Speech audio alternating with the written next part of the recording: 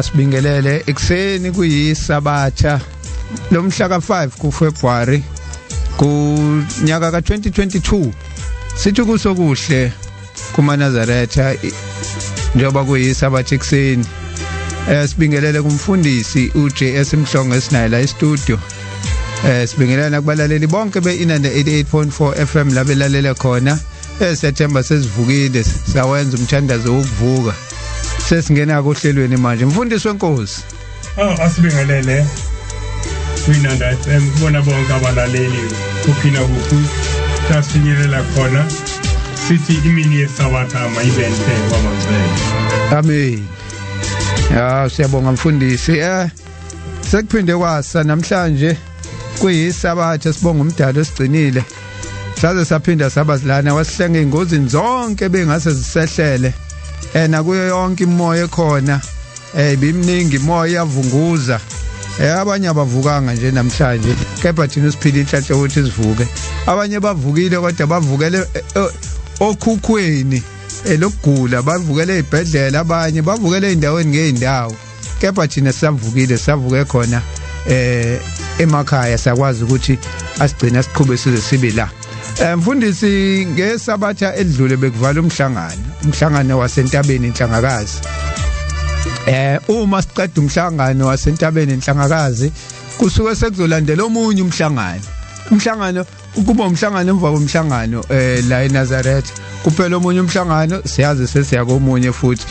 njengoba sivala umhlangano mfundisi sibheke phi manje njengamanje sibheke ekuthenini njengoba nje kule nyanga siza ukuphumula masuka lapho siyakubashi ukuqala koMnazaretha noma ukufika kaShembe kuleli lakithi masuka lapho siya wamaDokodweni manje nake ngicathi namhlanje sawuthula kakhulu endabeni yokuthi siqhamuka emhlanganweni waseNhlangakazi lapho kade siyopheleliswa khona lapho sikade siyopheleliswa khona njengamanje ngicabanga ukuthi namhlanje sogxile ekuthenini siqhamuka entabeni yes kade siyothwala itshe siyolibeka esivivaneni namhlanje sifuna ukuyibheka sizoyibheka sikhuluma ngomhlangano wamaDokodo ukuthi ngabe ngempela leli dokodo okukhulunywa ngalo kukhulunywa ngedokodo lakhiwe ngeintingo noma kukhulunywa ngedokodo leli lakhiwa ngama canvas ngama plastic singena lapho namhlanje sikhuluma ngedokodo namhlanje yes sikhuluma ngomhlangano wamaDokodo silapho namhlanje hayi mfundisi usuyibeke yacaca ukuthi masuka la siyangumashi isikhumbuzo sokufika komprofeti efika la nokuwa kwenkanyezi ngeke ngukhombe uMasheni makuthiwa uMasheni ukuzalwa koMnazaretha bese ngibakhombisa abangazi ngithi mina nanku uMasheni ngukhomba phesheya lapha kabheka bezakhe ngithi nanku uMasheni axa kumuntu ukuthi yini lawa amatshe ngithi mina yabona ke lawa amatshe amhlophe lawa ayisikokela lapha ayibona kuMasheni mongayazi indaba yawo hayi akwakawazi kahle uMasheni ukuthi kwenzakalani lapha ya kufika lento yafika yasihlala lapha kufanele abantu bakwazi lokho ngoba imlando abantu abaningi sebeyasala kuyona ngoba abachazelwa sekuke kufike nje noMasheni kudliwe kube mnandi kubuswe phele kanjalo nje kukhulunywe nangomprofeti kodwa ingabusalandwa kahle hle ukuthi kahle hle kwenzakalani yini le yenzeka ngangeke ngizwe abantu abadala bebehlabelela isihlabelelo senkanyezi sesihlatshelelwe isaloku ibonakala lenkanyezi eyagciniwe lekuphakameni nasi simange sabonwa inkanyezi nazo-ke sasithi benye inkanyezana encane nazo-ke nasi simanga sasisho njalo safuna yabona-ke manje ngisho abantu abakhulayo manje abayazi leyo nto ukuthi yakuculwa nangayo le nkanyezi ngoba yayiqhamuka ibonakala iqhamuka empumalanga ishona entshonalanga iqhamuka empumalanga isho kuthiwa iqhamuka ngisho emini kabha kanjani ngendlela ayikhanya ngayo ikhanya ibonakala mayiqhamuka ebusuku kuthiwa ungacosha inayiti phansi mayiqhamuka ebusuku kumnyama ngendlela ekhanya ngayo ekhanya ukuthi ba idluli iziyosithela bethi ihamba kancane ngangaqoqelwa ngisho nayi ikhehla leJuda lingixoxela indaba yayo lenkanyezi kodwa ke asikho lapho kuMarch 10 siyofika kona njengoba nje vele songena kona maduze kodwa sithi silungiselela indaba yamaDokodo ngoba uma indaba yamaDokodo soyikhuluma ngawo April impela sengena siyobe sibarobhile abantu siwarobhile amaNazaretha siwarobhile wonke umuntu olalele ngoba kufanele uthi uza uApril ungathi usuphezukwawo masikhuluma thina ukuthi kahle kahle kwenzakalani yebo kufanele ubuyilungiselela kumanje ukuthi kwenzakalani ngoApril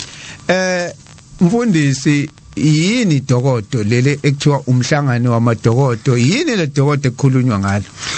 ake siyilungise uma uzoya Genesis 1 asowufunda uya ku27 yeah uthi uNkulunkulu asakheni umuntu afane nathi wayekhuluma lapho ngento ezobonakala ezobunjwa ngodaka njengoba kwakhiwa indlu uma sikhuluma ngeDokodo kungenzeka ukuthi sikhuluma ngendlu sikhuluma ngayo yonke into eyakhiwayo ukuze ungene kuyona uNkulunkulu mesethe asakheni umuntu afane nathi into yokuqala ayakha kwaba umzimba owakhiwe ngodaka okuyilona Dokodo ke esewakhile usethi ke mase ubuka wasethi lali siDokodo kodwa manje alisho lutho ngoba wefuna ukusebenza ngalo wayesefaka umoya wakhe kulona lase liba umuntu ophelele ngoba esefaka umoya ngenye indlela masikhuluma ngeDokodo makukhulunywa ngamaDokodo la kukhulunywa ngemizimba yethu okufanele sithi ukuyiphatha kwayo sikhumbule ukuthi yakhiwe ubani uthe mase yakhile seyibona simihle wayesefakani kuyona wafaka umoya wakhe kwase kube umuntu iDokodo ilemzimba yethu okukhulunywa ngayo kakhulu njengoba kuthiwa waphefumulela kuyena yena ungaphakathi kuthina ungaphakathi kuthina kodwa kuthina sakhiwe thina sayiDokodo inyama le iDokodo wayesefaka umoya wakhe ingakho uthola kwezinye incwadi kuthiwa noma ungathuka kanjani ungayithuka inyama uthi mhlambe leli khanda elikhulu kodwa okungaphakathi enyameni ungalingi ukuthuke ngoba kuqhamuka uNkulunkulu okumoya wangikhumbuza enye indaba mawusuthinta lelo ukuthi kuthiwa ungakuthuka ungaphakathi kunendaba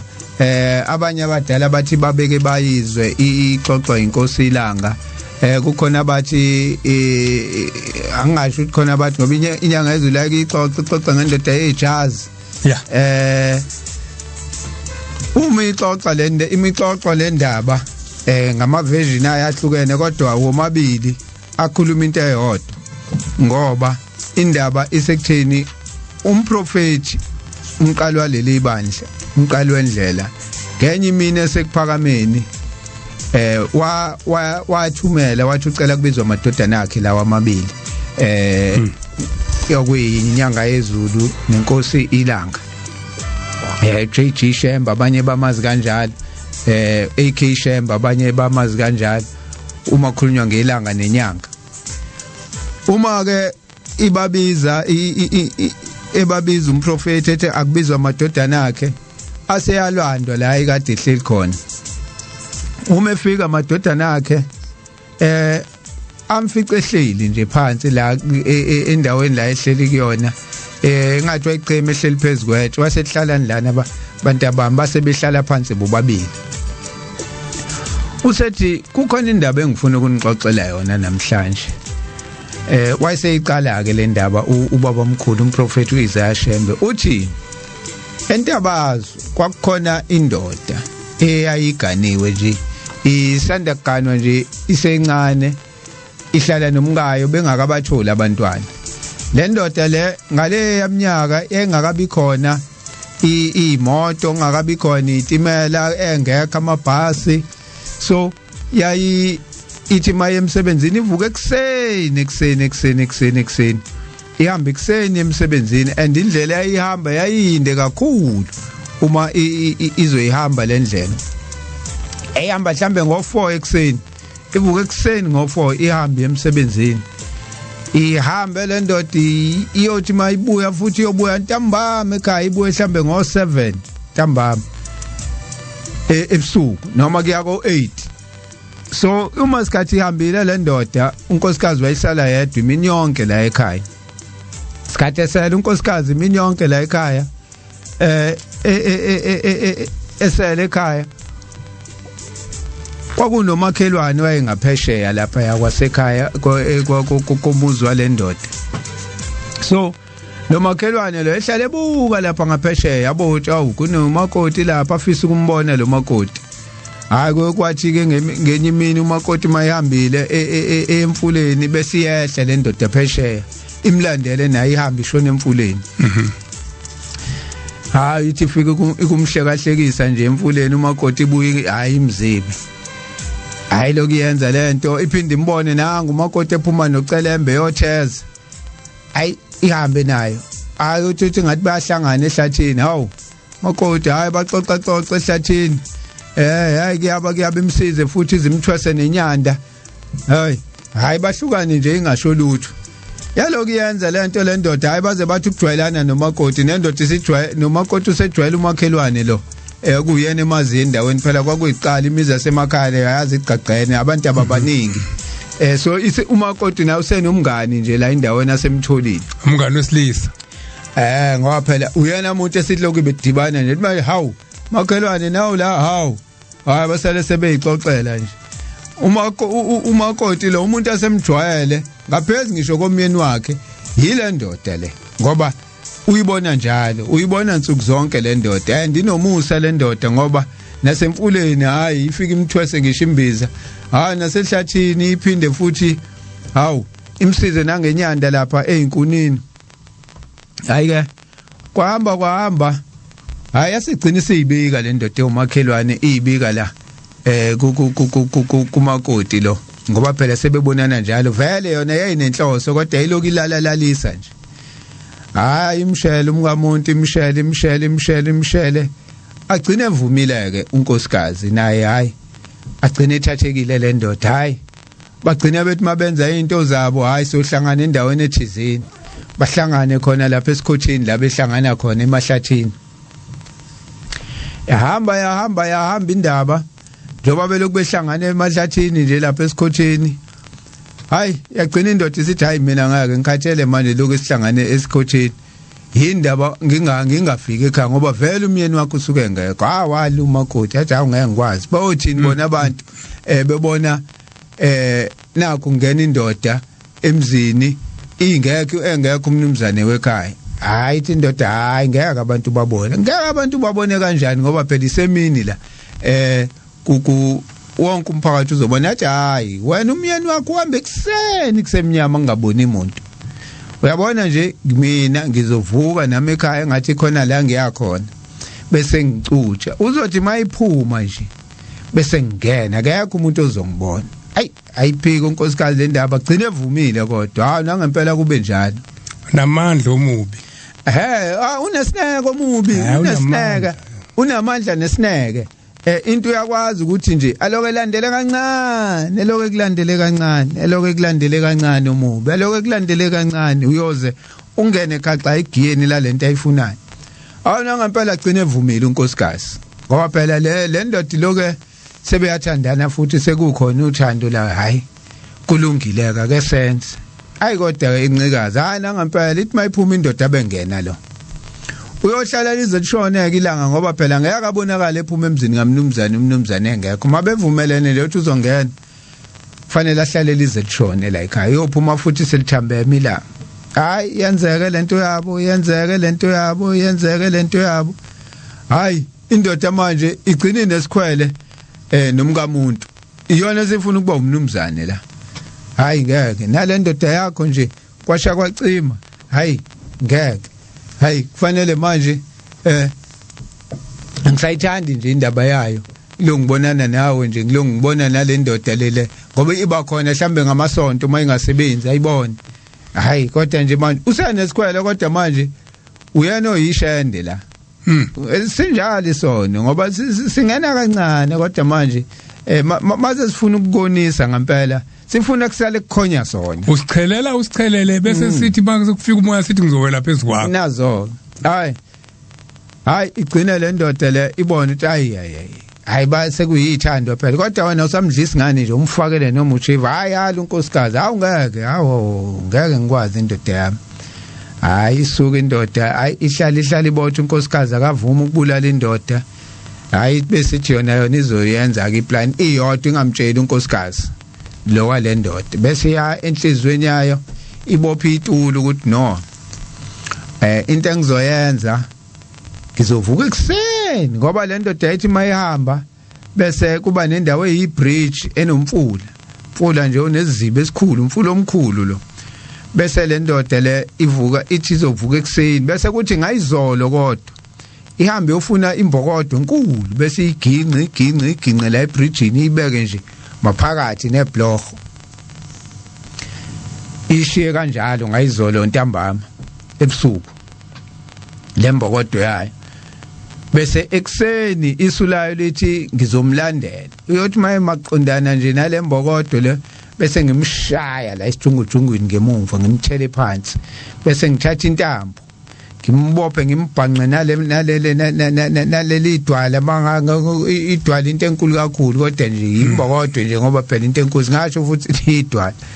kodwa kwakuyitshe nje elikhulu bese ngimthatha ngimginqa leli tshe lami ngiginqele lapha emfuleni uyoshona phakathi nalo ngeke aphinda bona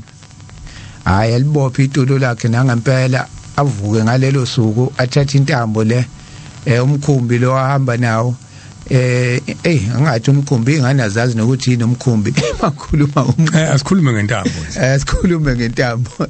ithatha intambo indoda ihambe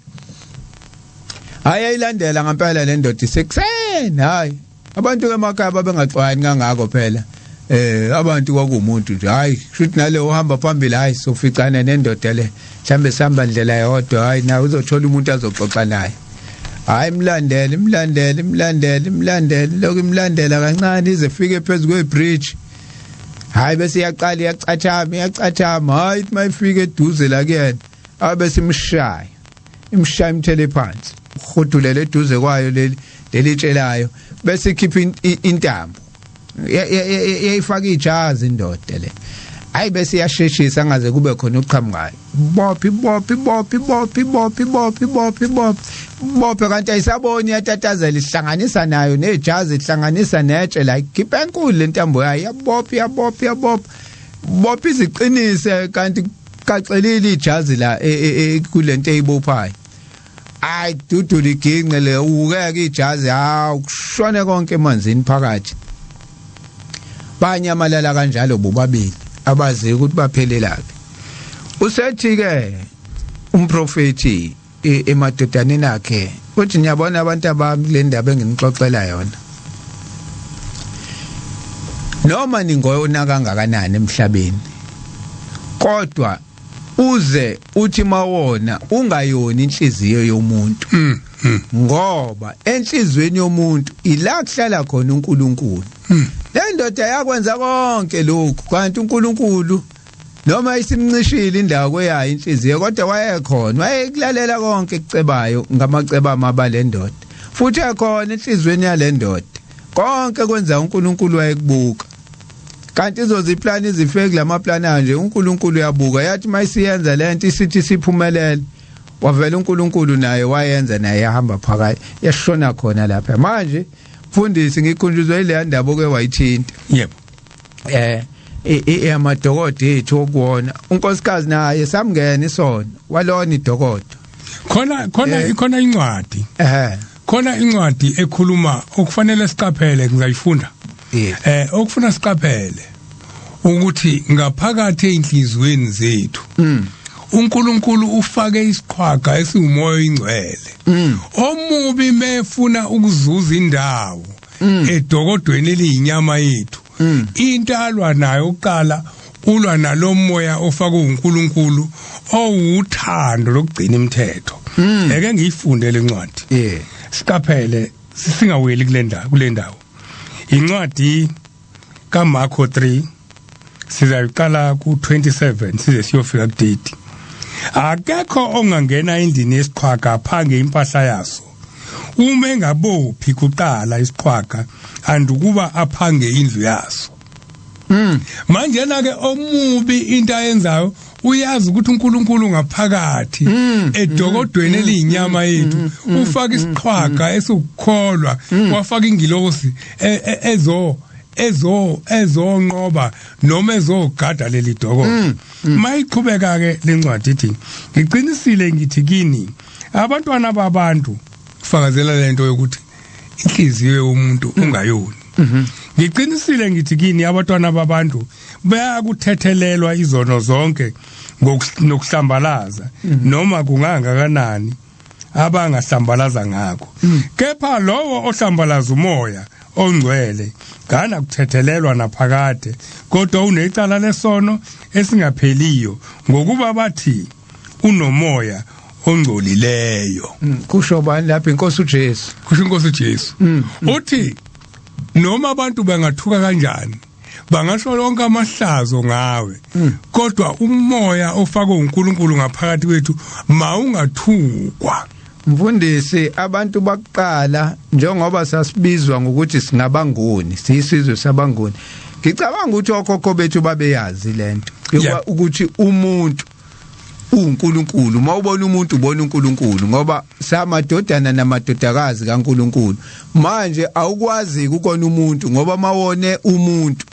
uwone uNkulunkulu babembiza ngomveli nqangu wona umveli nqangu uqobo lwakhe. Manje babekwazi lokho angazi esikhathini samanje njengoba ngibhekise nje kuthina amaNazaretha ngeke ezinye izinkolo sesikwazi thina sesithukana kangaka ko social media ufica amaNazaretha ehlambalazana into ongakazi uzuyibona. Akufiki yini kumina ukuthi uma ngihlambalaza umNazaretha ngihlambalaza uNkulunkulu uqobo. Kodwa okhokho bethu labe sithi babengakholwa wayazi ukuthi uma ngona umuntu ngona uNkulunkulu. Ingakho kwakuthiwa abangoni, sizwe sabangoni ngoba aboni abavumi futhi ukoniwe. Usho njalo uShembe inkosi la ngithi imaNazaretha isihambe ithi ningoniwa. So singoni thina singoniwa futhi. So lento ngingcolisa awunakho ngikhohlwe incwadi lethi akusikho ongena ngomlomo ongcolisa umuntu kepha ukuphuma ngomlomo ongcolisa umuntu. Ajwayele ukuphambanisa kamakholwa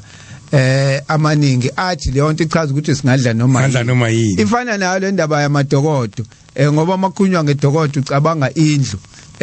nje lekuhlanganiswe intingo nalethi akukona ongena ngomlomo. Hlamba sichaze le ukuthi akukona ongena ngomlomo kepha ukuphuma ngomlomo ongcolisa umuntu. Kusafana nayo lento ekhulunywa ubabamkhulu la. Kunjalo ngiyacabanga ukuthi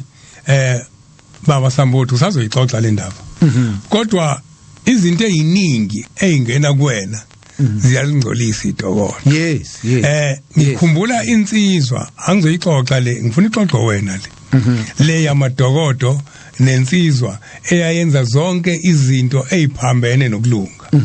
Kodwa ngizoxoxela lensizwa eyayifana nale ebiyoshela unkosikazi womuntu emfuleni. Lensizwa sesiphasobhe abantwana abahle.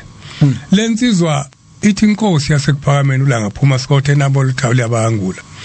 Uthi lensizwa yayumNazaretha. Uthi kodwa omubi wangena enhlizweni yayo yayisithanda abesifazane. Yayisingena nasekuthandeni amakhosikazi abantu. Uthi kwahamba yahamba emhlabeni. Ithe mayisihambile emhlabeni konke lobubi ayibenza yabufica ubuntu bayo eyayihamba ichitha kubantu besifazane. Yabufica sebuyidamu ebekelwe lona yacwila kulona yangcola. Ithe mayisifika la kuyiwa khona yafika inephunga labo bonke ubuntu bayahamba ichitha kubantu besifazane babantu namakhosikazi abantu. Yayisiba nenhlanhla le ndoda. Lo muntu wayeshela unkosikazi womuntu. Wayemshelela ukungcolisa iDokodo lakhe. uNkulunkulu kanti ubeka konke lokho akwenzayo okubumnandi kuyena mase ibuyela emumva kufike kuthiwe ngeke ungene la ngoba unephunga elibi uyabuza unkosikazi wakhe uthi unkosikazi wami ngingcolile ngonile lo muntu wayona ngomzimba kwakufanele ukuthi mase egezi yasuka lento kodwa ngoba wengcolisa iDokodo laNkulunkulu kuthiwa singakhohlwa ukuthi imizimba yethu iyithempeli kaNkulunkulu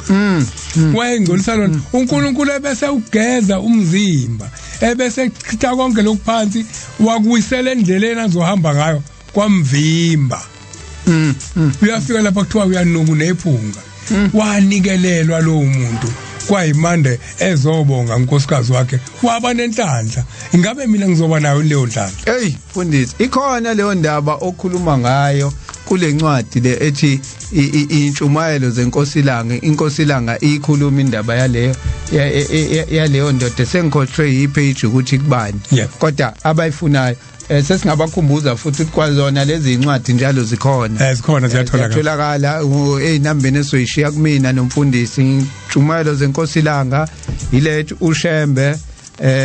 isikhonzo senhlupheko intshumayelo zenkosi inyanga yezulu zikhona nje incwadi usithinte uma uyidinga ziyatholakala kodwa sisephezulu kwayo ke le ndaba sengenzela ukudlulisa umyalezo ngoba ngithi sesihambile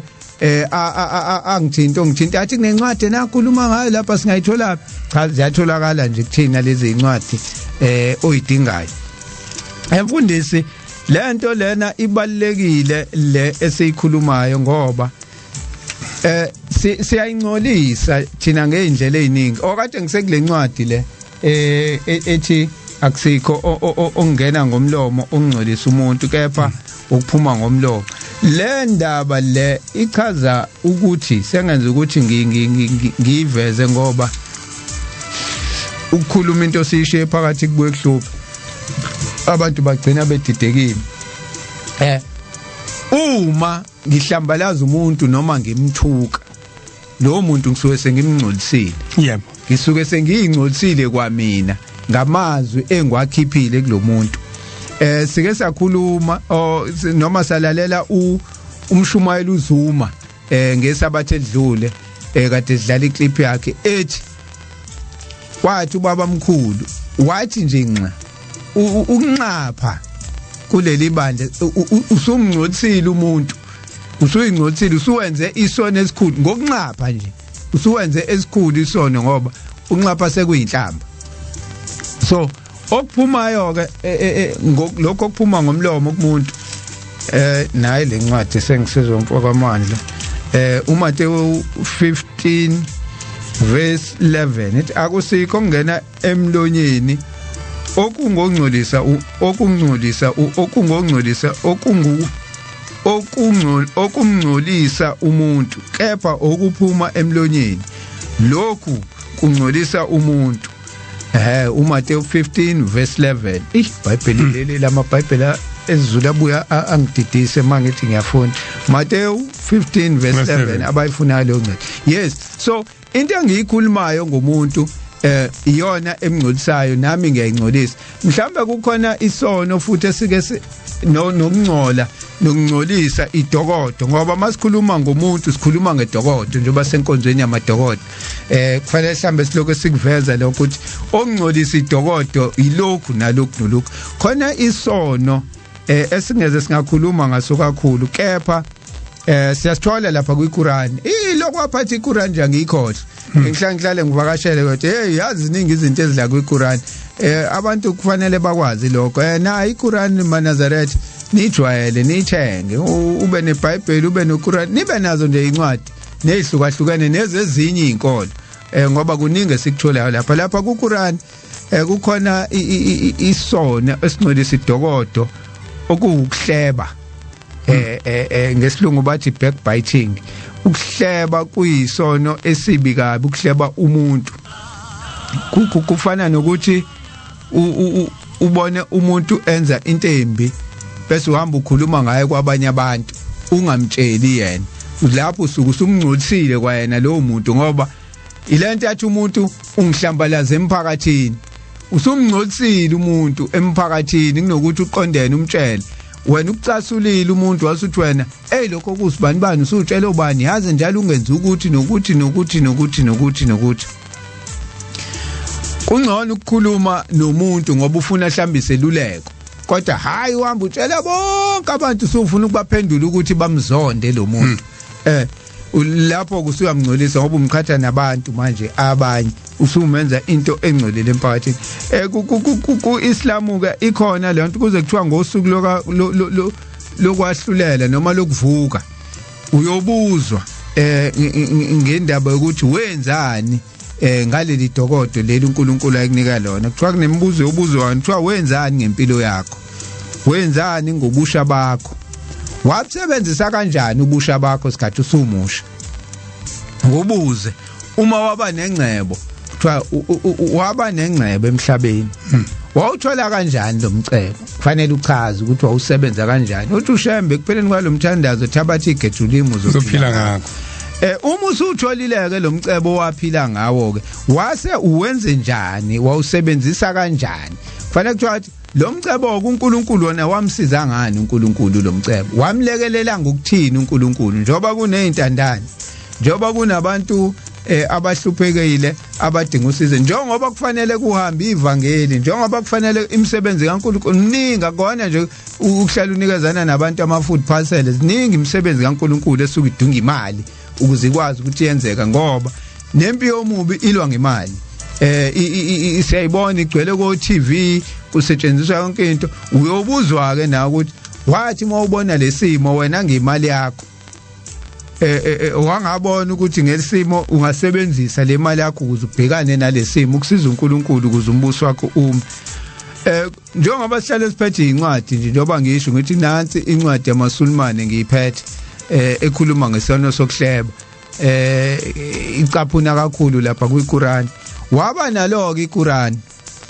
bathi umfundisi uMhlongo mabememezela bethi nazi incwadi izimfundiso zenkosi ilanga wayithenga ke incwadi wathi masuyithengile wazuzani hayi ngathola ulwazi nje kulona wathi masulitshelile lolo lwazi kuyona wase ulenzani lolo lwazi ngoba akusizi ukuba nolwazi nokuthenga incwadi uyathenga nje ukuthi mina nginayo incwadi ethile nginayo incwadi ethile wenzeni uma usuyitholile ngolwazi olutholile kulezi incwadi ngoba ekugcineni njengoba ebhale kangaka umntakamnyandi njengoba inkosi ilanga ikhulume kangaka njengoba kukhulunywa ngako ushembe ekhuluma ngamaDokodo ekhuluma yonke lento fanele uthi masulitholile lolwazi bese udlulisa phela udlulisela nabanye ukuze bezokwazi ngendaba yokuthi yini Dokodo yini ukuze kwazi ukuthi umhlaba abantu akusizi kulokuthi hey sekonakele hey abantu banamhlanje hey ingane zanamhlanje zitshela ubani ubatshela indlela labantu ukuthi akwenziwe ukuthi kwenziwa kanje sidlule kuleyo mfundisi bengingakayiqedi le kukhona nendabane yake yenzeka incane nje engizodlula kuyona futhi nakhona la kumprofeti Muhammad mayelana nokuhleba wakwathuma ezinye insizwe ezimbili ukuthi azihambe babehambile nje bese njoba kukhamba ushembe usethi ake nihambeni niye kosibanibani bahambisele nakho ukudla bathi mabefika niyongilandela ukudla niyocela ukudla kubona bangilungisela ukudla abantu bafika la abantu balele basalele yaxoxa wethu okubheka kubani ulele kuze kukhamisile ukuthi bamhleba bayahleka ngaye hayi uthi asilungisele ukudla usibanibani hayi bagcina bemvusile hayi babuya nakho ukudla mabekubeka la hayi umprofeti wasekuthatha ukuthi wangabe sabaningi abona wacawutha thina sangakuthola ukudla uthi nina vele senidlile kade nidla njengoba kade nimhlebe usibanibani sendlili kona kudle nikudlile lokho leyo nhlebe kade nidla njengoba kuthiwa ukuze kuthiwa abantu kuthiwa nidla ingevu babedla ingevu ngomuntu hayi na already sendlile ngoba nidla ingevu ngosibanibani wase yabachazela ke ngesono sokuhleba so ukuhleba kuyingozi ngoba kungcolisa iDokodo lomuntu umuntu uzingcolisa yena aphinde futhi angcoliswa abanye uthe ziningi imfundisi into ezingena ngomlomo ezingcolisa umuntu ziningi kakhulu izinto ezingena ngomlomo ezingcolisa umuntu ziningi zicakile okulikhuni engifuna sikwazi kakhulu wayifuna namhlanje sikhulume nawe kakhulu ukuthi lemzimba yethu iyini lemzimba yethu iyini lemzimba yethu ake siphinde sicaphune futhi kwabaseKorinte 6 verse 19 kuya ku20 kepha nazi yini ukuthi umzimba wenu uyithempeli likamoya oyingcwele okunina eni namukele kuNkulunkulu enimamukele kuNkulunkulu umoya oyingcwele siwumukele kuNkulunkulu yebo wahlala emzimbeni yethu eyithempeli likaNkulunkulu noma eyidokodo likaNkulunkulu ngesikhathi efaka umoya oyingcwele usuke ufakela ukuthi ungene uhlale lapha elokhuzeni emzimbeni yethu ithi ke lencwadi kepha nazi yini ukuthi imizimba wenu uyithempeli likamoya oyingcwele kinina enimamukele kuNkulunkulu nokuthi anisibo abenu yonke into oyenzayo zibheka ukuthi awuyena wakho ungokaNkulunkulu yes ngakho ke khona into okwakhuluma ngayo le yokuthuka yes le yokuthuka khona into embi ngayo ngizobe ngiyithole lencwadi la ethi khona uma ulibo lungcwele nenhlama ingcwele kulesikhathi samanje umoya kuma social media sikhuluma ngokuthuka kakhulu kuneyinhlambe ezinkulu uma kuthiwa ulibo lungcwele nenhlama ingcwele mawuthuka ulibo awuthuki inhlama ngenye indlela ngizayifunda lencwadi ngesinye isikhathi kodwa ngiyafisa ukuthi singakhohlwa ukuthi uNkulunkulu konke asinike kona akukona okwethu ngoba nathi asibona abethu eke siqale futhi siye ku5 abaseKorinte 2:5 ngizayifunda yonke abaseKorinte 2 isahluko sesihlanu 1 to 10 ngokuba siyazi ukuthi uma indlu yethu esemhlabeni eyidokodo nakho lavela idokodo manje ngokuba siyazi ukuthi uma indlu yethu yasemhlabeni eyidokodo idilizwa sinesakhiwo esivela kuNkulunkulu indlu engenziwanga ngezandla eziphakade esezulwini manje isiyavela ke lento ukuthi uNkulunkulu esemakhile umuntu kodwa wabotha kuphelele wayesethi angifake ke manje umoya ngaphakathi ingakho ithi inkosi mithandaza ithi inkosi siphe ihlo lesithathu ihlo likamoya ongaphakathi edokodweni eliyinyama ilona leli elalisaphila emadodeni anyuka noJesu enyukele entabeni lamadoda amenyukela noJesu entabeni ukube ayiphile enyameni ayingeke aze ababone abathathu itenyeke asakha amadokodo amathathu ngoba isibone abantu abathathu abangasekho asebesemphefumulweni asebehamba emhlabeni uthi elinye lika Eliya elinye lika Mose elinye lakho sakha amadokodo amathathu manje nake lencwadi ikhuluma kuyaphelela la ngokuba siyazi ukuthi uma indlu yethu yasemhlabeni eyidokodo idilizwa sinesakhiwo esivela kuNkulunkulu indlu engenziwanga ngezandla eyangaphakathi esezulwini ngenxa lokho siyakububula silangazelele ukwelakanyiswa kwendlu yethu yasezulwini ngokuba sembethe yona asiyukufunyanwa sihambaze ngenxa yalendlu yasezulwini le ngaphakathi esinikiswa lesithathu lokuthi usubona ukuthi kuhle kodwa yena ithi kuhle kodwa kunephunga leli hlo lesithathu likwazi ukubona bese likwazi ukuza nokuthi kunephunga bese lihlola indlela esohamba ngayo ukuthi muka wathinta lento ngeke usafika la kuyiwa khona lihlola konke ilento esithi unembeza futhi ngoba ithi inyama enza ukuthi bese yakhuluma lo ngaphakathi kwena athi no ungakwenzi ebese kuyaphikisana uma ikuhlulile yake inyama ikuhlulile ithi ke masiqhubekela ku4 ngokuba thina esekhona kuleli dokodo sibubula sisindwa ngokuba asithandi ukwambulwa kodwa ukulakanyiswa ukuze okufayo kugingwe ngokuphila. Uma ke leli dokodo lenyama elakhiwe ngezandla ungasekho umoya phakathi kulona ngeke ukubone ukuphila uvuke ilona okuthi leli dokodo malidilizwa bese ngaphakathi lakho umoya uvuke ufike ngokuya ngokuthi ngesikhathi wena usedokodweni lenyama uphathe kanjani umoya ongaphakathi kuleli dokodo lakho. Uma ungawuphathanga kahle khona insizwe indaba yensizwa azoyixoxa uSmbothi okuthiwa yathi misifika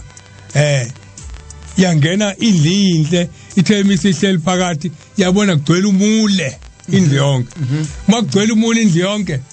yayisithi pho manje le nto yayisingcola kanje kwathiwa hayi lo wagwayo wawubhema ungcolisa idokodo lakhe ngoba nogwayo uyahlupha khona into engengizwa abantu mebelambela ugwayo athi ngiqalekile awulazelala imbigaba ngiqalekile uqaleka kanjani ungaqalekisiwe ngenye indlela uqaleke nje ingoba udle isiqalekiso ungakhuluma kabi khona uqalekile vele kodwa kubheke kuqala ukuthi liqhamuka phi leli gama lokuthi uqalekile ngoba into eqalekayo kuyenzeka kuqaleke umuntu ngoba eqalekisiwe nesihlahla siyaqaleka some ngoba singesenawo amanzi singasatholi lutho kuthiwa siqalekile esinye sazo suke sishawa umphezulu ushawe yini wena soqalekile ithi ke lensizwa ibone sokugcwele umule ngaphakathi kuyona uzayixoxa uSmbothi hayi sofika kuyona yeah eke ngiqhubeke nalencwadi yes kepha awasenzele khona lokho uNkulunkulu owasenzela khona lokho uNkulunkulu owasipha isibambiso esingumoya ngakho simi sibindi ngesikhathi sonke sazi ukuthi uma ikhaya lethu lisesemzimbeni sahlukene nekhaya elisenkosini ngokuba sihamba ngokukholwa asihambi ngokubona. Khona incwadi engizayifunda egcineni lekhuluma ngolimo ithi thina sifakiwe amagatsheni aphuliwe kodwa singakhohlwa ukuthi asifakwanga ngokwethu sifakwe ngokukholwa. Ngakho ke uma ulibo lungcwele nenhlama ingcwele sesithuka kanjani thina ngiyafisa ukuthi ngelanga sothola ithuba lokuxoxa ukuthi laba senibathuka ngenxa yokuhlukana bazalwa kanjani uNkulunkulu uma ekhuluma noBhombela isitimela samampondo ekhuluma ngabantwana bakhe esenithi manini inhlamba la kuma social media nithuke nizelece nisuke nithuka bani okwathiwani ngabo noma ukuthi umzonda kanjani uma uthuka uliba uthuki inhlamba. Hey kade ngibuka ipage la kule ndaba le ekade siyikhuluma yalensizwa le ekade ikhulunywa wena Mfundisi eyayingcolisa nayo eyayibuya ihambelale namakhosikazi abantu ekugcineni lapha le ndaba ikupage 40 kule ncwadi ethi intshumayelo zenkosilanga ngisuke ngavula lokhoza mina ngeke ipage izophambana ngoba ngiphethe le ndala first edition kodwa kule first edition le ndaba ilapha ya ku page 45 kuya ku page 47 kukhona la isithi inkosilanga khona mayifika ku 21 kule ndaba ku verse 21 wale ndaba ithi ngakho maNazaretha ngithi othi ngibhekela nayo le iyafana le ePetrom 1 ifana nayo le ngiyiphethe i-first edition kanti ayisatholakala i-first edition ezitolo kutholakala le i-second edition isithi 21 kungakho ke ngithi maNazaretha ushembe menzene abe nguNkulunkulu wenu akabe ngaphakathi kwenhliziyo yomuntu uma ushembe ekhona ngaphakathi kwenhliziyo yomuntu isona singeni ibuye isuke lapho ke le ndaba ukuthi bathi inkosi yathi uShembe uNkulunkulu kodwa ichaza kahle la ithi kungakho ngithi uManazaretha uShembe menzeni abe uNkulunkulu. uShembe wayengoni, uShembe wayengenasona, uShembe wayengafundisi ngokona. So uShembe akakwazi ukuthi abe nesona. Ingakho ethi ke uShembe menzeni abe uNkulunkuluweni mfakeni ngaphakathi. Uma ke uthuka umuntu ofake uShembe ngaphakathi enhlizweni yakhe uthuka bani? Akakudluki yini kuwena? Kuwena akothukayo lo omthukayo ke uma enoShembe ngaphakathi kuyena uthuka bani? Ngake ngaxoxa uShembe uqobo. Ngake ngaxoxa indaba ka anti kwekane Mhlongo intokazi yaseMkhomazi ethi wayethu babamkhulu ubhombela isitimela samaphondo umqalo wendlela mehambe intabeni zakubo uyise seyivalile ethi wena ngifuna ulandela uShembe. Ithi kwakukhona into ayidilaya ngaphakathi ukuthi angihayize njengentombi iphonsiwe. Uthi kwahamba uthi ngelanga angihlula ngayo afaka lento yakhe ngaphakathi. Uthi ngathi mangifika kuyena wathi thina boShembe sihambile lalela imisebenzi yasezulwini, sihambile saya labo kuphuza khona uyihlo eyibisini, safike sangena etshwaleni, sase siba intando yokuthathanda ukuthi uze. Uthi mase efike enhlangakazi kwekane kuyamenyezwa phezulu, sesimbonile isilwane sasezulwini, sithi bizani intombane yakamhlongo eMkhomazi uyakhuphuka. Mase efika kusona ngifuna ukufika kule ndaba. Uthi ke kekane uthi mntanami uthi namhlanje lento obuyiza ugijima ngaphakathi uthi khona into yami ebengiyifakile kuwena. Uthi lento yami ebengiyifakile kuwena uthi isono ngesikhathi ikhona uthi bese ngeke sikuthinte uthi ngoba ibigadile. Uthi namhlanje na ke ngiyayikhipha lento usuzoqala ke uyikholelwe ngokwakho. Uthi ke sengiyayikhipha lento yami uthi uzokuzwa ke manje uzobuzwa ubuhlungu besono. Uthi ke sengiyayikhipha lento uthi anti kekane uthi ngaleso sikhathi uthi ngezwe kube ngathi khona into esukayo kumina ngaphakathi le engangiye ngizwe njalo mangimbona. Manje na ke lento ke uma usuphazama usuwenza ongekona kungabe ishonaphi lento ngoba khona incwadi la engithe ngizoyifunda engiyifunda yabaseRoma. Ngizoyifunda yonke ngoba kufuna sazi ukuthi noma sizuzile ukukholwa kodwa singasebenzisi ukuthi okwethu akukona okwethu sikunika uNkulunkulu ingakho kukekane ekufakile. Umlwela kanjani uNkulunkulu umlwela nangeinhlamba? Kunjani lokho? Ithi ke lencwadi uma ulibo lungcwele nenhlama injalo, uma impande ingcwele namagatsha anjalo. Obana amagatsha labo subathuka uyabazi into bazalwa kanjani. Esingene ngako izachaza lencwadi ngokuba uma ukulahla kwa sengibihlehlele emva, kepha uma kwaphulwa amanye amagatsha wena ke ongumnqumo wase wafakelwa phakathi kwawo wahlanganyela nawo impande yamafutha yomnqumo. Wena ufakelwe ufuka wathi ngiyayikhetha inkosi yasekuphakamile. Yes ufakelwe kuthiwa ke la asifunde siqhubeke nayo. Ungazigabisi abantu bayigabisa. Ungazigabisi phezulu kwamagatsha, kepha uma uzigabisa akusuwe othwele impande, kepha impande ethwele wena. Sunenhlamba wena siwazi kangcono. Fundisi. Yeah. Uza kuthi ke wena amagatsha aphulwa ukuba mina ngifakelwe basho njalo abanye. Bathi hayi sibathuka nje ngoba benza ukuthi nokuthi aba ukuthi nokuthi. Nakho ke kulungile. Aphulwa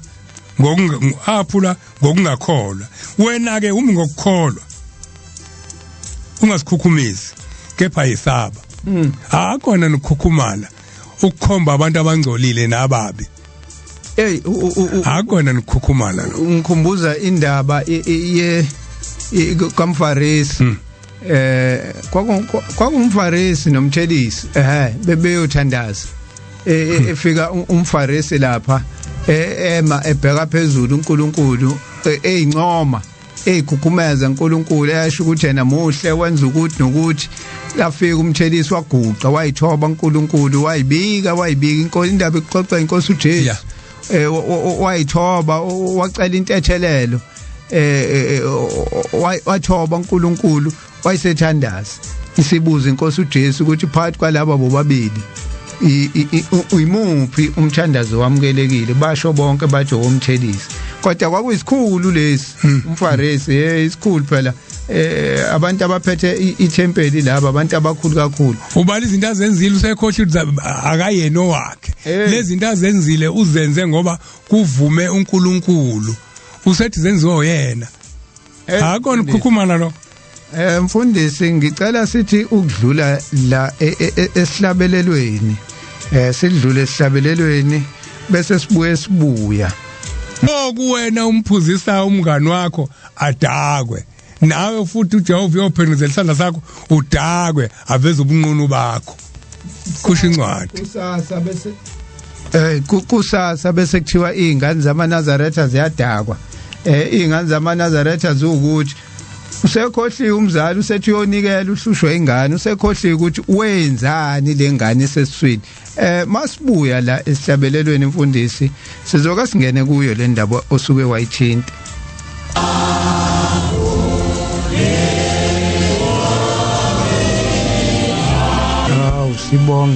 sibonge esihlabelelweni lapha mfundisi wenkosi sesiqhubeka nalo uhlelo njengoba kade siveleke sihamba naye indaba le yamaDokodo akusengena okunye futhi manje madoda angaze kwenzeleni makhiphe lapho sikhulume manje siyakhuluma manje siphezulu komsebenzi kaNkulunkulu mfundisi yes sesingena ehoreni lokugcina ngizobakhumbuza abalaleli ukuthi sikhona lapha ku Facebook page @inanda 88.4 FM bangakwazi ukuthi bacommente lapho sikhona futhi kwi Facebook page ethi sikhumbula ekuphakameni bazokwazi futhi nalapho abathanda ukuphawula lapho naku Thabo Smbothi ke kwi page kwi wall yami ngiphinde ngayishare lento kodwa nje ungaya kulama page stage kakhulukazi inanda 88.4 FM uzokwazi ukuthi ufike uyithole ipost ukwazi ukuthi ucommente lapho khona YouTube channel sikhumbule ekuphakameni manje nje sikhumbule ekuphakameni na ku YouTube uzofica futhi ama video sikhumbule ekuphakameni einhlelo esedlule uma ngaku khona ezakuphuthi kuphi konje kunye cha no incwadi umfoka amandla la usesizile sakwazi ukuthi sithole kule intshumayelo zenkosilanga upage 63 ngithi kuya ku 65 indaba yale ndoda le eyayingcolisa yangabisakwazi ukuthi ifike kwelizayo la isebenzela khona sesiyaqhubeka ke mfundisi sikephila sikhona sesila manje sesicaphunile encwadini engcwele eke sithi ke manje masakhuluma ngeDokodo eke siye sihlabeleni samaNazaretha 2:37 so sicaphuna nje kusuke eqaleni ngiyathanda mina ukukhonza ngiyathanda mina ukukhonza inkosi yezulu inhliziyo ayivuma ukukhulula umphefumulo wami ngenze inkosi isiboshwa noma kubhlungu njalo ukuza umoya ukhululwe ngosuku lwenkosi ngoba liyeza usuku lwenkosi eke siyeke ku3 jabula wena ongaboniye umhlaba nengcebo yawo vula amehlo umphefumulo ngishilo ngathi inkosi yayijwayele ukukhuluma ngehlo lesithathu manje sithi ke lesihlabelelo vula amehlo omphefumulo abone ikhaya labangcwele khona alukho usizi kuphelile konke ukufa amanga nobuqili amanga nobuqili izinto zenyama lapho esuvalelwe umoya eDokodweni elumzimba wakhiwe ngenyama khona alukho usizi kuphelile konke ukufa amanga nobuqili kuqedwa ngomlilo kuhle inyama yami ihlupheke yebo ukuze inhliziyo ikhumbule ukuthi akulo ikhaya leli kuyiDokodo lomhambi ikhaya limi phakade likhona lifihliwe inkazimulo edlulayo ebolayo kazimulo edlulayo ebolayo ilomzimba leli Dokodo lifihle nakho ikhaya ikhaya limphakade likhona ilele lingaphakathi kuwena okufuna siliqaphele ukuthi asilibulali yini ngokwenza izinto njengoba ngithe wahaba kuki 2 uthi hey kuyena umphuzisa umngani wakhe pasopha ikhaya limphakade likhona lifihliwe inkazimulo edlulayo ebulayo engagculisi umphefumulo Shembe losho njalo sesisiqedile lesihlabelelo baba Smbothi umfundisi wenkosi ngicaphuna incwadi kaJakobe 3 verse 11 lencwadi le siyadlula nje ngoba ivesi nje elilodwa ithi umthombo uyakhipha yini amanzi amnandi nababayo emgodini munye na akwazi ukuthi emthombeni uwodwa ukhipha amanzi ababayo namhlanje ukhipha amnandi kusasa mawumumbi uyikholwa namhlanje ameni kusasa uthuka inhlamba kanjani yenzeka kanjani uthuka elinye ikholwa hayi akwazi abantwana bakaNkuluNkulu bayathandana 199 asingabambeleli ngegama lika Shembe udakeni eNazaretha ngoba izizwe zithi labantu bakaShembe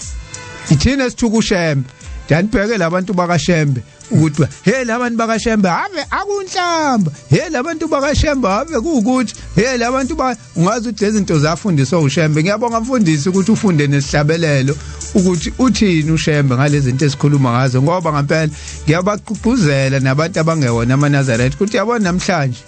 kuthi uthenga incwadi sezikhona ufunde ukuthi wathini uShembe ukungagcini ngokuzwa ngami ungagcini ukuzwa ngomfundisi ukuthatha amazwi akhe abhaliwe phansi uadvocate uThemba Mnyanda usebenza omkhulu umsebenzi wawabhala khona nemlando kusuka kumqalo wendlela incwadi ethi uShembe isibhalwe ngesizulu zonke lezi engiyibalayo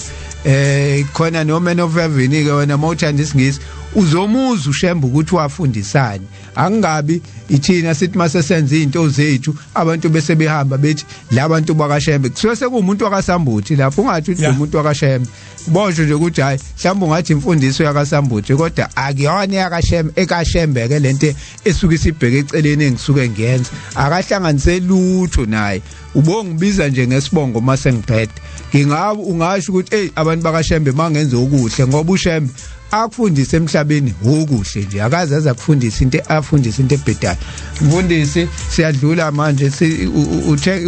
ngiholo wena ngikhombayo ukuthi manje ngithinteni sengifikela manje masithi ngithinteni asingavumi ukuthi umsebenzi ongaka awuqala umqalo wendlela bese kuthiwa isemzini wenhlamba njengomuzo kwazalwa amadodana amathathu kwathiwa isemzini weyimungulu ngoba zase ikhohliwe iqiniso leyimungulu uma ukhohlwa iqiniso uyavaleka umlomo ongakhulumeke bese kuzuza umubi le insizwa zazi intathu ingasakhulumi zonke ngoba zase ikhohlwe umthetho ophilisa ikhaya kodwa kuthiwa ngelinye ilanga omunye wazo wazulazula endlini wesethola umqingo njengoba sivula imqingo nje weseyawuvula umqingo mewuvule ubuka wawusukhuluma into ezomvula amehlo ezomvula umlomo weseyakhuluma wawuthathwa udlulisela kwesibili naye wakhuluma nathi namhlanje asinqabe ukuthi umsebenzi kaShembe kuthiwe isenhlambeni eke siqhubekeke ufakazela lento engiqeda ngisho mfundisi uthi nansi imqingi khona hamba uthenga imqingi uyivule uze ukuthi uShembe wathi uma uke weza ukuthi wathini awuzoba isimungulu esifuna ukuthuka inhlamba kuphela uzokhuluma ngale ndaba ebhalwe la ibisivusa ingane yafakwa uShembe ngaphakathi kuwena uzoqala ubone nalabantu abayibiza ngoba ungenile umuba ngibhathi ingubo emhlophe wasethi nami ngokaShembe uzothi moke wafunda lembhalo kaShembe uzobona ukuthi uyimbethe ingubo emhlophe uze waxexa indlebe wenza yonke into ashisa usangaka nentshebe kodwa kuyena okaShembe la ngoba usulekelelwe umqingo inyawo eke sidlule sesiyagijima manje hayi siyagijima abantu ake bevimba ukungcola ongena kubona esikhuluma incwadi ekhuluma ngongcola ukungcola mase kungenile kwenzani kumuntu ake sifunde ngeLuka 11 verse 24 zo sifike ku26 nxa umoya ongcolileyo ephuma kumuntu nxa umoya ongcole ephumile kumuntu uyadabula izindawo ezomileyo efuna ukuphumula engakufumani uthi ngiza kubuyela endlini yami engaphuma kuyo 25 uyafika ke ayifumane ishanelwe ihlotshisiwe ihlotshiswe ngenhlamba khona ebese ehamba azithathele abanye omoya abayisikhombisa ababi kunaye bangene bahlale lapho ukugcina nalowo muntu kube kubi kunokwakuqala abe mubi kakhulu kuna before asikhombisa kanti yena kwaphuma nje umoya odwa wangena kuyena ongcolile bese ephuma kufanele avala athi ngephinde usangena umoya engcwele ilento le othi mawumKristu noma umNazaretha noma uyiphi inkolo othi mawuphenduka kube kunyana kumuntu ozalelwe kulento ngoba akazi ukuthi khona lento okuvela ngaphandle uyawazi umhlaba uyazi la sengithatha isinqumo ke manje uthi ngiyakushiya lokho wena vele ukhulela noma nokhula selukhona ubusabona ukuthi no akusekhona lokho umuntu ofikayo uyibona ngcono into lento mayifika ekholweni ngoba uyakwazi yena ukuthi abone ukuthi no yabona ke sengishiyile bese uyabhabhadiswa yila bephuma khona ke labo umuntu okabone mhlambe la kubhabhadiswa khona emanzini emabandleni uke abone kulokhuze mhlawumbe umuntu ehayiza bayifaka emanzini omunye ekhuluma idimoni likhulume ligoloza ukuphuma athi uyaciliswa hayi lilwe angafuni ucilisa yilabo moya ke ngoba basuke sebephelelwa yikhaya kuleli dokodo kade sebelenzela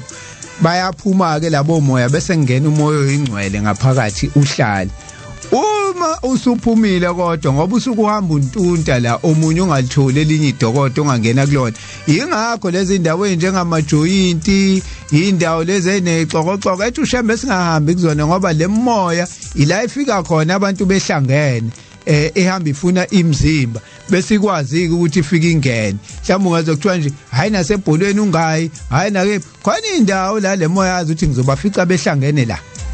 bese ifuna ukuthi izongenaphi ine choice eningi ngoba nisuke ningahlangene ngoNkulunkulu njengoba nihlangene jointini njengoba nisuke nihlangene ebholeni nisuke ningahlangene ngoNkulunkulu la nihlangene khona ngaleyo nto nihlangene ngayo uyakwazi ukuthi akucinge kalula bese phonseka lo moya omubi bese kwazi uma ngabatholanga ke labo bantu laba bazophonseka kubona ubuka afike futhi kukhona eminye imoya mhlambe nakulabo ithi hayi imxoshe kwayena la bese lokho eyobheka lapha yalapha uma khona ukuthi awu akakayingcolisi indoya ya ngoba makayingcolisi uyasuka umoya ingcwele hayi lokuthi lungu awu ayilethi mayafika ngelinye ilanga awu hey kusha umoya lo kade ehleli kulendlu amsekho uxoshwe inhlamba le kade ngambe ngiyithuka nokona konke nokweba nani nokube na yonke into kade ngiyenza hawu indlu yami engayisho ingcolile usiyabona kade sekuyirumu likamoya engcwele lishe kanje athi angisawulanda abangani bami laba kade sehla sendlula zodanza bangani bami shayelana amakhwele uzani ke mina ngiyonikhombisa indlu yami siyoshaya amavosho bavele bangene babo u7 yilapho ke la isithi khona lencwadi uma beke bangena ke manje lezazi into ozenze ekuqaleni wawusuthi uyiyekile ke usuzo sekuzoba umqansa ngoba sebe u7 wayeyedwa sikhathi egoloza kodwa agcine ephumile sebe u7 ke manje sebezokwenza sure ukuthi yabona ke manje asisaphumi la ubese kuthi ukona kwakho noma usengaye esontweni kodwa awusakhuzeki noma ungenzani awusakhuzeki awunqandeki ngoba wena ophinde futhi wabumvulela omubi wangena iyahlekisa le angasho ukuthi wena ngithi mina iyahlekisa le ukuthi babuya sebe u7 ngoba kuyenzeka omunye ngeSabatha akhumbula athi hey kambe iSabatha angaphuzi namhlanje manje mebebuya sebe u7 sokhona ongesonto wangomsombuluko wangolesibili wangolesithathu zonke insuku benza sure ukuthi mangiphumile mina wena ishift yakho mayumsomluko ngena ndoda ungenile masingekho thina kodwa wena yalazo lwakho ukuthi umkadile lo muntu omsomluko angabe sakhumbula iSabatha basekhona ke labo moya ngiyafisa ukudlulisa incwadi eyumthandazo kuthina njengoba sihleli la asihleli ngokwethu yes futhi sinovalo kunjani sinovalo ngoba ubhombela mesuke entabazi zithi insizwe ezintathu shembe usuyayithatha ngempela lento yokuyovusa lento esayibulala thina lalela ke wedwa thina sibathathu ngifuna ukufunda incwadi engicela nombani oyithandayo le ndaba esihleli kuyona asikhulekele ngale ncwadi engiyifunde le ncwadi yumkhuleke ngicela kubantu ngoba omubi ungene wasigalile nje ungene ukhona abantu abazi ungene kodwa ngeke simvumele kodwa nani enithandayo lo hlelo manje ngicela ukuthi nginike incwadi engithi sikhulekeleni ngayo eke siyithole izenzo 4 verse 29 manje ke Nkosi bheka ukusongela kwabo unike inceku zakho ukuba zikhulume izwi lakho ngaso sonke isibindi iloko ngicela ukuthi nisilekelele kona kubona bonke abalalele kubona bonke abayizwayo le ndaba uShemba afika naye emhlabeni evele ezulwini eyinika uNkulunkulu ukuthi njengoba sesiyikhuluma nje ngoba khona insizwe kade ikhuluma la kumfoka Smbothi ethi hey uyabona imangaliso nezigigaba ezenzekayo umfokazi la ku WhatsApp uzitha angasho ukuthi umfokazi usilalele ku WhatsApp umKristu manje sikhuluma ngento ephilisa umoya hayi ephilisa inyama ngoba inyama kuzosizana ukuphila kwenyama uthi mawuvuka uhamba uthi mina yami siyasebenza ngiyokhodoza sifuna kuphila umphefumulo umfundisi ushaya indaba enzima wayishaya khona uthe ngingena phi mina ngicela manje ukuthi ungilekelele le ncwadi ebengiyifunda ethi nxa umoya ongcolile iphumile kumuntu ngifuna ungilekelele manje yes inkulumo yensizwe yes othengithi akabutheli eyakhulunywa umfundisi uMathonsi akuyithathe umfundisi uMathonsi wasevunzitha ngisevunzitha ngonyaka ka evunzitha ke ilapha ya kwaSithebe ngasemandeni kunomuzi kaShembe kuthiwa ivuna izitha khona omunye udaba lo selikhuluma mhlawumbe siyazi isikhumbuzo sakhe lothinta kithi kaMhlongo nakamathonsi ukwazi kwathi ivunzitha ngoba kwenze njani yes so ngangisevunzitha 1999 kungena inkonzo yamaDokodo ku April 1 umfundisi uMathonsi masephethe inkonzo bese ekhuluma ngalensizwa le impela ngithi mangiphambanisile isibongo bayongilekelela abalaleli inamba njalo ka WhatsApp abantu bangangithinta kulo wami WhatsApp ethi 076 054 3833 076 054 3833 uWhatsApp lo makhona imiyalezo ufuna ukuyidlulisa kulolu hlelo noma ke uye ku Facebook sikhumbula ekuphakameni uzokwazi ukuthi usithole lapho usaxoxa ke indaba yalensizwa uthi kunensizwa le ngisothi yakabuthelezi impela ayibuphuza utshwala ngalendlela exakile ibuhlaba lensizwa yabuphuza utshwala baze bayifaka esibhedlela yabo lenhlobo lethi noma igule kuthiwa yeke utshwala ithi yonke into nje nina nivele nithi utshwala tshwa leyo nhlobo hayi kuthiwa ebuhlaba ngempela kodwa ayisebenza le ndoda into enhle ngayo uyayondla ekhaya unina imondla ngishiphuza kanje hayi uma waye wahlala waze wadlula emhlabeni kodwa nje yayithi maye ekhaya uma iholile yayiqala izitolo ithenge ibhodlela la mangayi ibhodlela yini yayo kodwa izofika iphethe igrosa ithi uma ngifuna lapha ifike umuthi ithuma wayo ngalokudla hayi ke bese idonsa izinto zayo ke hayi nange weekend iki siyohlala ke nabangani bayo ke yenze konke kwenza kodwa nje yayimondla unina kakhulu nje ekhaya kwangalandwa nezingane nonkosikazi kwangalandwa hlala le ndoda igule bese ingena esibhedlela lapha eStenga ithi mayise esibhedlela eStenga lensizwa hayi kuyiqinisa ukufa ithi ngelinye ilanga kwase kufika amaNazaretha kuneNazaretha la kumbhedo ongaphesheya ezobona elinye iNazaretha sesibhedlela aseyathandaza athi mayiqeda ukuthandaza amaNazaretha yasiwacela lensizwa akabutheliza asithi hayi nayicela ukuthi amaNazaretha asale sedlule ithanda eyiphumthandazo hayi asebuya amaNazaretha afika zungezo wayo umbhede ayisethandaza athandaza amaNazaretha athi qeda ukuthandaza hamba kanti ayinikeza nje umthandazo sokugcina siyahamba waphuma umphefumulo kulensizwa ntambama kulensizwa ntambama yagudluzwa ke la embedeni yayofakwa ke la ifakwa khona kubekwa khona abantu asebedlule emoshwali yesibhedlela indaba isixoxwa iyona ke ithi yathi mayisihambile yahamba yaze yafika endaweni eyathi mayiphezulu yabona phansi kunomfula idlomfula hayi awumkhulu kangako umfula nje wona kodwa umkhulu kangako umfula ngibona ngathi khona imfula engaphezulu uthukela lingaphezulu kwalomfula umfula kodwa wona ngiyawubona ithi kodwa into emangazayo ngalomfula amanzi akhona gijima ngathi kuvulela umpompi ayahaza uyabona ukuthi ngeke uzuwele la make walifaka unyawo uhambile uthi le mangimile la phezulu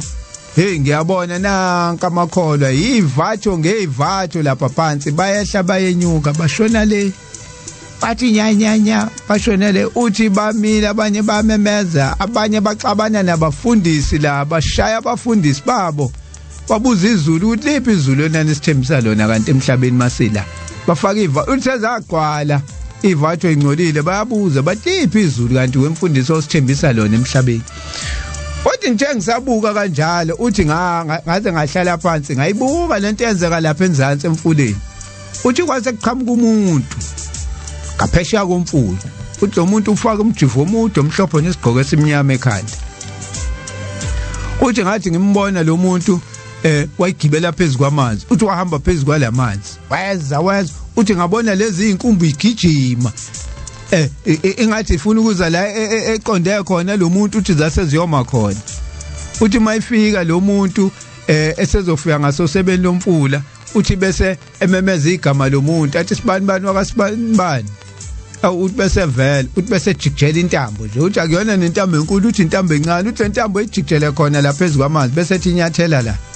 uthi bese inyathela lo eze kuyena uthi bese behamba uthi bese iphenduka nendoda ibheka le ngale iqhamuke ngakhona uthi bese behamba umuntu ehamba la phezulu kwalentambo bahambe baze bawelele ngaphesheya uthi omunye uthi uyalandela ngemuva athi inyathela lentambo vela amthatha amanzi ahambe naye uthi ngiyomuzwe ekhala umuntu eyosithela la ngingazi khona uthi ke ubuthelezi ngayibuka lento uthi nami ngase ngisondele usebeni lomfula hayi ngifuna ukuyibuka kahle le ndoda uthi inyamalale le ndoda sothi siyabona nansi enhla le uthi suke lezi inkumbi igijime zeyakhona enhla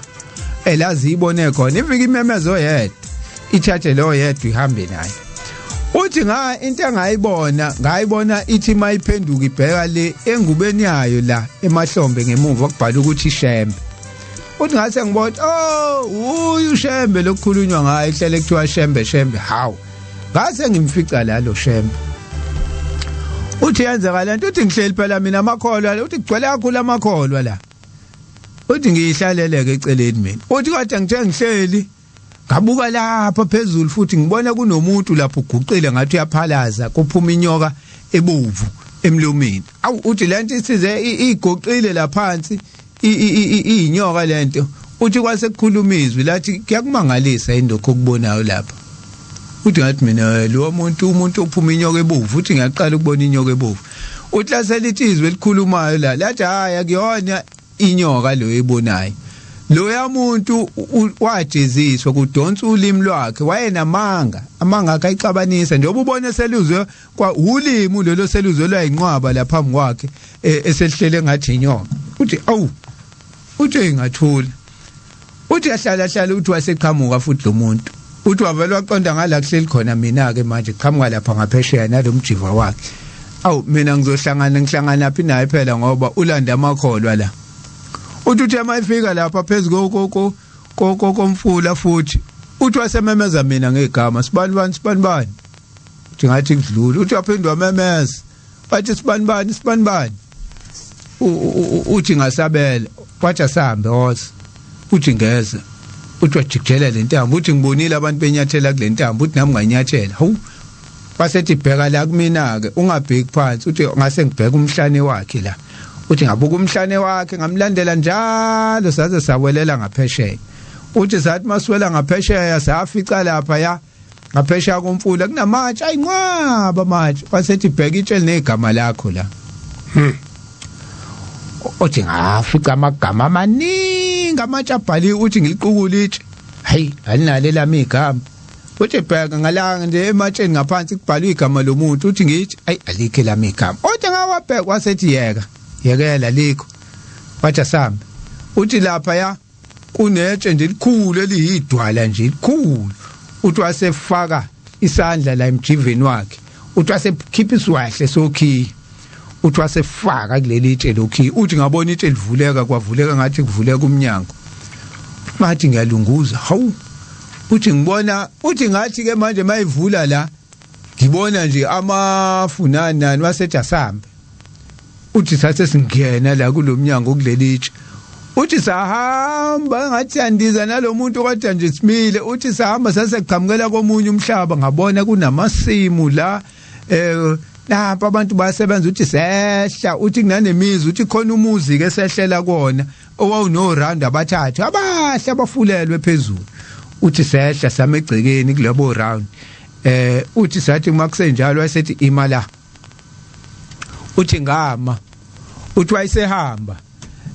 uthi khona unkosikazi wayelapha emasimini besebenza kwakunamakhosikazi esebenza lapha emasimini uthi wayesehamba eyakulama makhosikazi uthi kwase kusuka yodwa unkosikazi iza ngakuyena uthi ayisifika iguqu uthi ngathi mayithi ngiyibuka lenkosikazi hawu manje lo uthi ngajabula ngibona uma wami hawu manje lo uthi ayisibuya le ndoda ibuya kuma uthi athi mayisifika la ngisajabula kanjalo ayisithi unenhlanhla mfana njengobula uthi uma wakho ehamba emhlabeni wazuza inhlanhla wangena ezulwini wathi mayifika la ezulwini uma wakho wayesecela into eyodwa uthi yodwa into ayicela mayingena la ezulwini uthi wacela ukuthi umntanakhe lo wena umshiye emhlabeni uphuza lento eyisimanga wathi uma eze wahamba emhlabeni ephuza kodwa uyacela ukuthi ayizuze inhlanhla naye uNkulunkulu azamngenise ezulwini uthi wena ufike kanjalo ke la ngothi wacelelwa uma wakho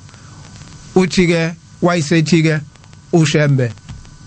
nayike indle yakho uthi wayesekhomba uround hawu lezi ndle entathu ayibonela kunendle enhle kanje uthi wasefaka ukhiyi uthi wayesemvulele awu ngiyibona indle inhle ipholishiwe phansi ibovu yacwebezela lo round uthi kodwa coffeenish kodwa kuhle uthi engangena ayi uthi ngathi mangena nje ohlangothweni labesilisa ngisayibuka kahle lendlu ngisathi ngihlala phansi uthi ngathi mangithi ngibeka izandla ngihlala phansi ngezwe kunamfuka hawu ayithi mangithi ngiyahlala ngibeka isinqe ngezwe kuba manzi la engcini uthi ngase ngibuka izandla awu igazi uthi kavelela nuka igazi lento ongayazi kulendlu uthi ngavele ngakhala hawu kanti ngithi upolish lo igazi uthi ngavele ngakhala uthi ngakhala kakhulu ngamemeza uthi ayisibuya le ndoda afike yavula leminyango yathi yini yamaphambi komnyango uthi baba ngeke mina ngikwazi ukuhlala endlini enegazi igazi elingaka ngizohlala kanjani endlini enegazi kodwa ayisethi ushembe igazi leli angithi labantu othi masudakiwe bese uhamba ubashaya igazi labo ke leli manje uthi akwenziwe njani iyona ndlu yakho le nawe owawuyakha sikhathi usesemhlabeni uzohlala kuyona kuthi ukuthi ngamncenga ngathi mina baba ngeke ngicela ongcono ungizamele enye indlu wasethi kulungile hosa uthi saphuma naye uthi sangena kwenye indlu futhi inhle lendlu nayi inhle lendlu uthi ayisangena uthi masingena kule ndlu ke uthi nakhona futhi asiyaphuma le ndoda yavala awuyathi mayivala angithi ngiyahlala futhi nakhona la uthi utshwala obunuka la kulendlu kunuka utshwala into ongayazi ngathi kuchitheka imbiza hayi uthi mina ngumphuzo utshwala kodwa manje hayi angilazi lapho ngalotshwala lapha uthi nakhona ngathi mina ayibaba ngeke ngangikwazi mina ukuhlala endlini nje uthi ngakhala futhi yafika le ndoda yavula umnyango yini uthi hawa ichazela isimo satshwana yamzwela futhi baphuma bangena kule yokugcina yesithathu hayi mabengena kule yesithathu hayi ayibukeke hayi yinhleke le hayi angena uthi wathi mayihlala khona kule yesithathu wathi mayithi uphonsa amehlo phezulu igcwele umule usuyalenga kumule ngendlela akawubonanga sikhathe ngena kodwa sikhathe ehlala phansi ethi uvusa amehlo usayibuka kahle umule usuke ushukwehlela la kuyena awuchaza umule ingane zathi yini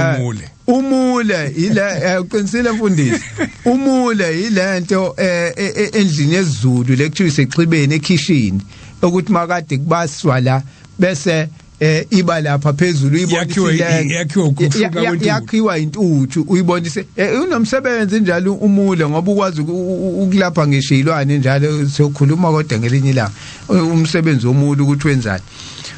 umule uswahlela la kuyena uyamngcolisa ke manje umule uvuthukela kuyena awu athi awuthintitha umule uvela umngcolise usesaba nokuthi intitha manje uyamngcolisa umule haya vela khaya ebuye futhi yandoda ifika uvula umnyango yini hayi baba ngeke mina lento inomule ngizohlala kanjani endleni inomule kangaka lo mule futhi uvuthukela kumina uthi bese isho le ndoda asho ushemba athi hayi nami ngihlalile lapha kuwena akwona umule lo ugwalo obuhlala ungifuqa ngawe emhlabeni mina ngihleli kuwena uthi nami ngihlalile kuwena ngabekezela nawe uzobekezela la hlala nje bekezela nawe nami ngibekezelile kuwena ungifuqa ngogwaye emhlabeni uthi hayi akukhala indoda yathi awubaba ngicela yathi ayisekho enye indlu yona ndlu yakho le yokugcina uyibonile izindlu bezintathu ayisekho enye indlu yokugcina uthi wakhala uthi wasethi kulungile hoza uthi baphuma basebeme egcekeni la ngaphandle uthi wasethi lalela unenhlanhla uzobuyela emhlabeni hamba ke emhlabeni yolungisa lamaDokodo akho ukuze kuthi mhla ubuya ungangene endlini enje ungene endlini eyiclean hamba yolungisa amaDokodo akho ubuye ukwazi ungena emaDokodweni amahle njengabo bonke abantu abahlala emaDokodweni amahle uthi ke kwaba ukubuyela wakhe emhlabeni wayibona esephaphama esidumbini uthi wathi mayiphaphama esidumbini uthi kwathi ukonesa uthi wazi umunye unesememeza ethi oh hey nampo ke labantu bakashemba bangafuni ukufa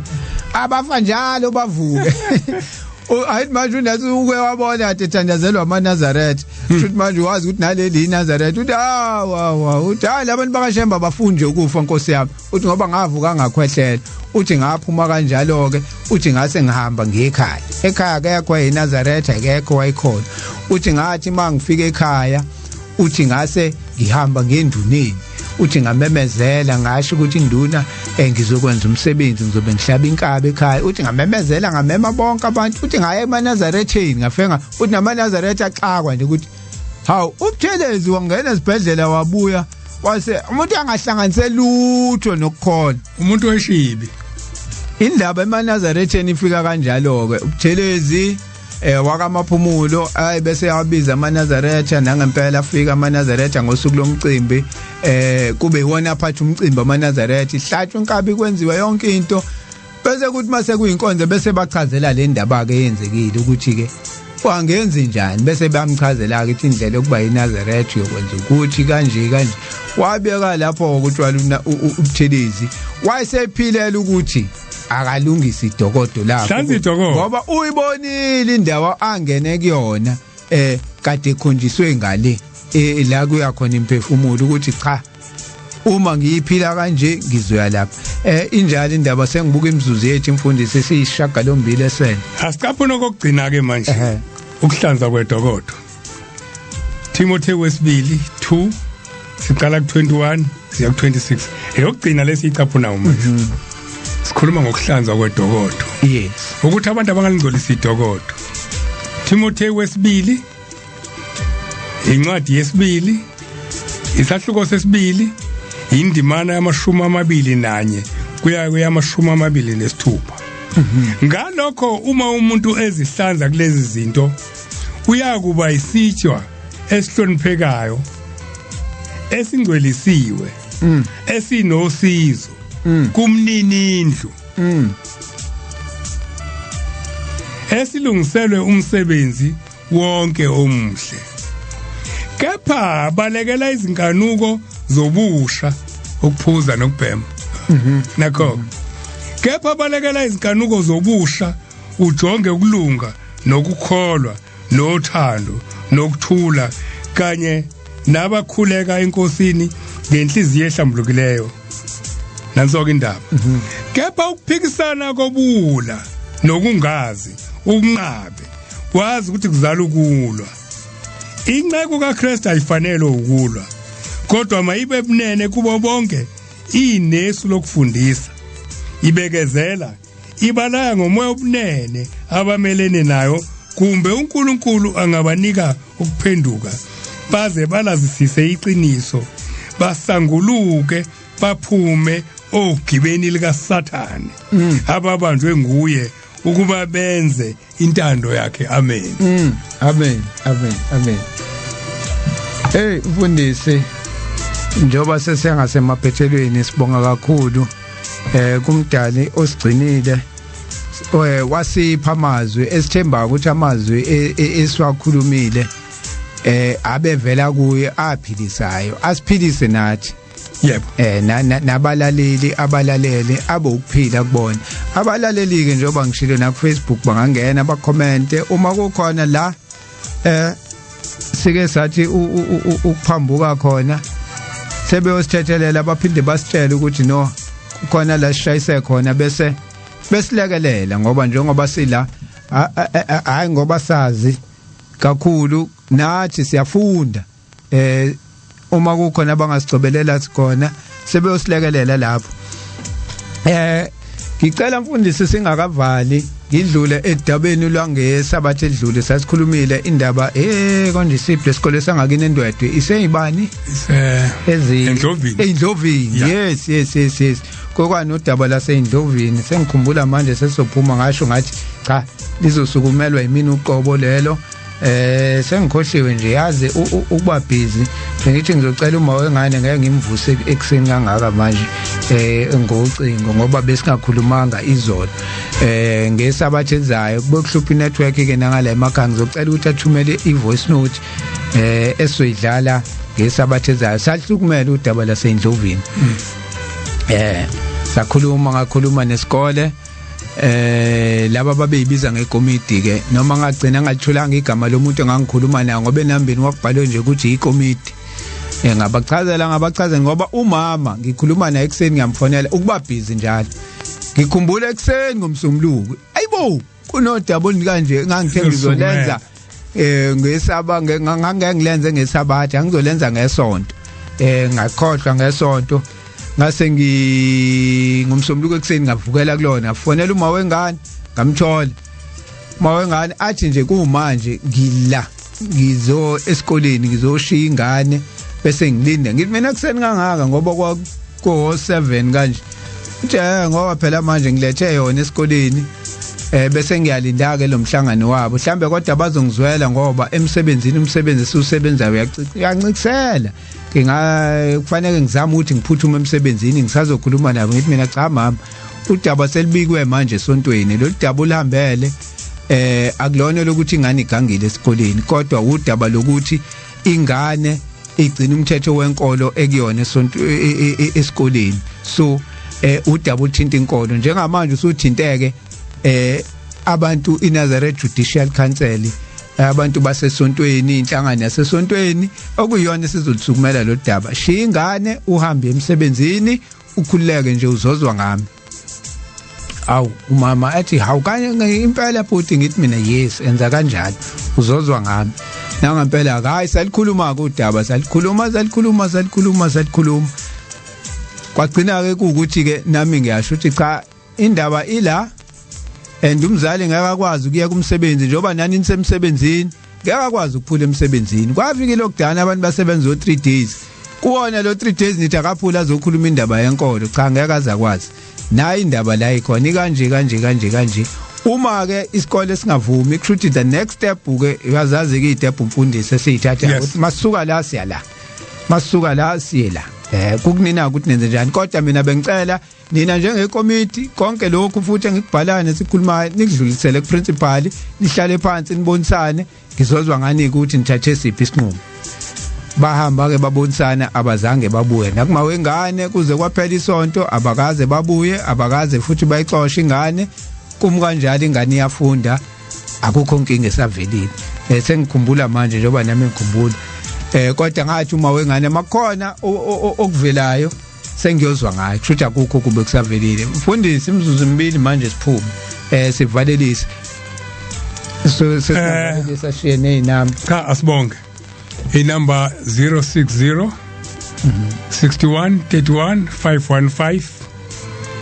060 61 31 515 angivaleliseke ngokushiya lokhu ngokuba uNkulunkulu akasiphanga umoya obugwala kepha wamandla nothando nokuzikhuza engathi uNkulunkulu angasibeka lapho othandweni namandla asiqisha ubugwala sikhuluma iqiniso emsebenzini kaShembe amen inkosi mayivuma kusasa kuyisonto ntambama sikhona uThabo Smbothi indlovukazi uMapule undaba enhlwakamyeza asilungiseni ngo6 ntambama kuya ku9 ebusuku number yami 076 054 3833 076 054 3833 inamba kaThabo ke Smbothi leyo siyabonga mfundisi sibonga